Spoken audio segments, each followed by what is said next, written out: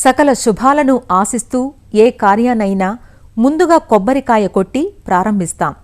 పూజా పునస్కారాల్లో తప్పనిసరి ద్రవ్యంగా విశిష్ట స్థానాన్నే కాదు, కల్పవృక్షంగా రైతుల మదిలో స్థానాన్ని సంపాదించుకుంది కొబ్బరి. కొబ్బరి తోటలు అధికంగా ఉభయ గోదావరి, ఉత్తర కోస్తా, కృష్ణా, చిత్తూరు జిల్లాల్లో కనిపిస్తూ ఉంటాయి. కొబ్బరి నుండి సాలిన 1200 కాయ దిగుబడి పొందే అవకాశం ఉండగా, యాజమాన్య పద్ధతుల అలక్ష్యంతో అంతటి దిగుబడులను పొందలేకపోతున్నారు రైతులు.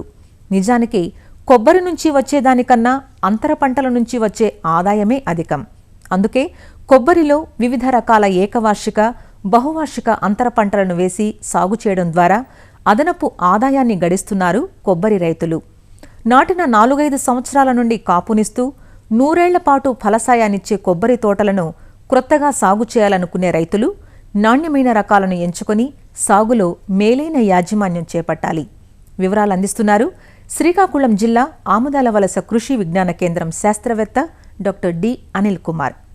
కొబ్బరిలో సాగు చేసుకోవడానికి అనుకూలమైనటువంటివి 4 రకాలు ఉన్నాయి. అంటే 4 వెరైటీస్. ఇందులో ఏంటంటే 2 ఎంపిక చేసుకున్నవి, ఒకటి హైబ్రిడ్ ఉన్నది మనకి.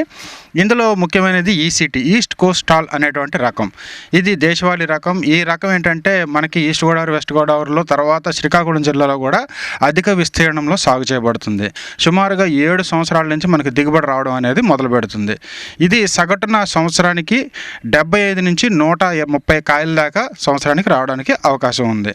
దీనిలో మనకి ముఖ్యంగా చూసుకున్నట్టయితే సుమారుగా 165 గ్రాముల కొబ్బరి, ఎండు కొబ్బరి రావడానికి అవకాశం ఉంది. ఇది కాకుండా ఏంటంటే మనకి గౌతమి గంగా, అయితే ఇదేంటంటే పొట్టిగా ఉంటుంది రకం. ఇది సాధారణంగా నీటి కోసం అన్నట్టుగా సాగు చేయడం జరుగుతూ ఉంటుంది. ఇది మనకి సుమారుగా విత్తనం వేసిన దగ్గర నుంచి 5 నుంచి 6 సంవత్సరాలకి కాపుకు రావడం జరుగుతుంది అనమాట. ఈ కాపుకు వచ్చిన తర్వాత సగటున సంవత్సరానికి 60 నుంచి 70 కాయల వరకు మాత్రమే ఇది వస్తుంది. ఈ కొబ్బరి కూడా సుమారుగా చూసుకున్నట్టయితే 125 గ్రాముల దాకా కొబ్బరి వచ్చేటువంటి అవకాశం ఉంది. దీంతో పాటు ఏంటంటే ఫిలిప్పీన్స్ ఆర్డినరీ అనేటువంటి ఒక రకం ఉంది. అది కేరళ రకం. దీనికి సగటున మనకి 140 నుంచి 150 కాయల దాకా సంవత్సరానికి రావడం జరుగుతుంది. ఇందులో ఎండు కొబ్బరి చూసుకున్నట్టయితే 165 గ్రాముల దాకా వస్తుంది. అయితే మనకు ఉన్నటువంటి ముఖ్యమైనటువంటి హైబ్రిడ్ ఒకటి గోదావరి గంగ. అయితే ఇది వేసుకున్న 4 సంవత్సరాల నుంచే కాపుకు రావడం మొదలెడుతుంది. సగటున సంవత్సరానికి వచ్చేసరికి 150 నుంచి 170 కాయల దాకా వచ్చేటువంటి అవకాశం ఉంది. ఇందులో కూడా మనకి ఎండు కొబ్బరి శాతం దాదాపు 145 నుంచి 160 గ్రాములు వస్తుంది.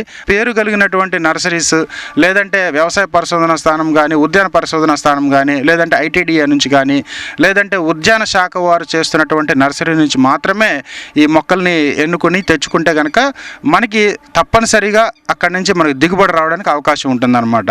అయితే సాధారణంగా ఈ కొబ్బరి మొక్కలు ఏంటంటే నేల ఎంపికకు వచ్చేసరికి మట్టి లోతు సుమారుగా 1.5 మీటర్ల నుంచి 2 మీటర్ల వరకు కూడా మట్టి మంచిగా ఉండేటువంటి, మట్టి లోతు ఉండేటువంటి ప్రదేశాల్లోనే ఎక్కువగా వేసుకోవాల్సిన అవసరం ఉంది.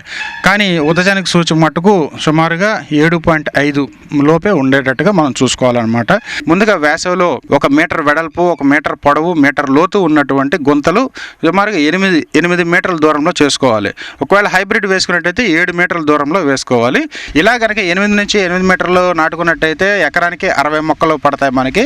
అదే కాకుండా 7 నుంచి 7 మీటర్లు కనుక మనం నాటుకున్నట్టయితే సుమారుగా 68 మొక్కల దాకా ఎకరానికి పడడానికి అవకాశం ఉంది. గొయ్యతులు తీసి పెట్టుకున్నట్టయితే ఎండాకాలంలో బాగా ఎక్స్పోజ్ అయ్యి అందులో ఉన్నటువంటి క్రిములు ఇవన్నీ కూడా చనిపోవడం జరుగుతుంది. కింద నుంచి తీసినటువంటి మట్టిలో పశువుల గెత్తం సుమారుగా ఒక 4 తట్లు కలిపేసుకొని మరలా మన గోతిని సగం వరకు పూర్తి చేస్తాము. ఆ పైన ఉన్నటువంటి మిగతా మట్టిని కూడా కొద్దిగా గెత్తం అది కలుపుకొని దాంతోపాటు సింగిల్ సూపర్ ఫాస్ఫేట్ 200 గ్రాములు కలిపేసుకొని మనం మట్టిలో కలిపేసుకుంటాం అనమాట. ఆ గుంతని ముందుగా చెప్పుకున్న రకాల్లో ఏదో ఒకటి ఎంపిక చేసుకొని, అంటే ఎంపిక చేసుకునేటప్పుడు సోద మొక్కలు మనం చూసుకోవాల్సింది ఏంటంటే సుమారుగా 1 సంవత్సరం పైబడి ఉండాల్సిన అవసరం ఉంది సోద మొక్క.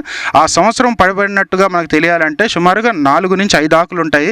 అందులో కిందన కంపల్సరీగా 1 లేదా 2 ఆకులు విడిబడి ఉంటాయన్నమాట. 90% నింపేసుకున్నటువంటి గుంతల్లో ఈ ఒక్కొక్క మొక్కని కాయ మాత్రమే లోపలికి వెళ్ళేలాగా నాటుకొని దాని చుట్టూతో మనం చేత్తో గట్టిగా అదిం పెట్టాలి. తర్వాత మిగతా మట్టిని కొద్దిగా వేసుకొని కప్పేసుకోవాలి.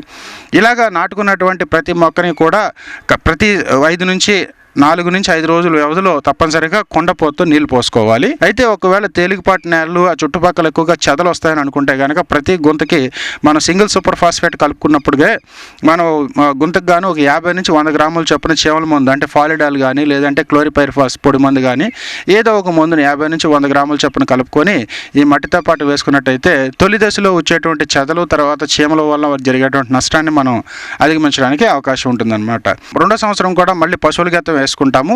3వ సంవత్సరం నుంచి మనం సుమారుగా ఒక అరకిలో urea, kilo single super phosphate, కిలోన్నర పొటాష్ చొప్పున చెట్టుకి వేసుకుంటాము. అయితే ఈ చెట్టుకి చిన్న చిన్న మొక్కలకి మనం ఎరువులు వేసేటప్పుడు చెట్టు నుంచి సుమారుగా 2 అడుగుల దూరంలో పళ్ళెంలాగా చేసుకొని ఆ చుట్టూతో 15 సెంటీమీటర్ల వెడల్పు 15 సెంటీమీటర్ల లోతు కలిగినటువంటి గాడి చేసుకొని అందులో ఎరువులు వేసుకోవాలి. దీంతో పాటుగా ఒక 2 తట్టలు అంటే సుమారుగా 40 నుంచి 50 కేజీల పశువుల గెత్తం కూడా వేసుకొని మట్టిలో కలి దున్నేసి కలి తిప్పేసి అక్కడ నీళ్ళు పెట్టుకోవాలన్నమాట. ఇలాగా మనం 5 సంవత్సరాలు పైబడిన ప్రతి చెట్టుకు కూడా 1 కిలో యూరియా, 2 కిలోలు సింగిల్ సూపర్ ఫాస్ఫేట్, 2.5 నుంచి 3 కిలోల పాటు మ్యూరేట్ ఆఫ్ పొటాష్ వేసుకోవాలి. ఈ రకంగా చేసుకున్నట్టయితే మనకి కొబ్బరిలో మంచి దిగుబడులు రావడానికి మనకి అవకాశం ఉంది.